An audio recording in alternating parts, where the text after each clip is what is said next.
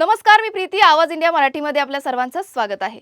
राज्य सरकारने विधानसभा निवडणुकांच्या तोंडावर राज्यातील महिलांसाठी लाडकी बहीण योजना सुरू केली होती. या योजनेच्या अंतर्गत महिलांना दर महिन्याला 1500 रुपये मानधन दिलं जात होतं.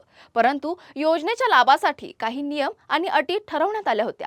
प्रारंभात सरकारने सरसकट अर्ज मंजूर करून महिलांना योजनेचे पैसे दिले, परंतु अनेक महिलांनी नियमांकडे दुर्लक्ष करून अर्ज केला. त्यामुळे आता महिला आणि बालकल्याण विभागाने अर्जाची छाननी अधिक कडक केली आहे आणि ई-केवायसी ची अटही ठेवली आहे. ई-केवायसी पूर्ण करूनही अनेक महिलांना लाडकी बहीण योजनेचा लाभ मिळत नसल्यामुळे संताप वाढला आहे. जळगाव जिल्ह्यात महिला व बालकल्याण विभागाच्या कार्यालयात गोंधळ घालण्याची घटना घडली. महिलांचा आरोप आहे की त्यांनी विचारलेल्या प्रश्नांना उत्तर मिळालं नाही आणि त्यांना अरेरावी सहन करावी लागली. 2 तासांपर्यंत चाललेल्या या गोंधळानंतर कार्यालयातील कर्मचाऱ्यांनी महिलांना बाहेर काढलं आणि मुख्य प्रवेशद्वाराला कुलूप लावलं. या प्रकारामुळे महिलांचा संताप आणखीन वाढला आणि त्यांनी स्वतःचे व्हिडिओ बनवून सोशल मीडियावर त्यांची व्यथा मांडली. महिलांचे व्हिडिओ सोशल मीडियावर व्हायरल झाले आणि आता त्याचे लक्ष वेधून घेतलं आहे.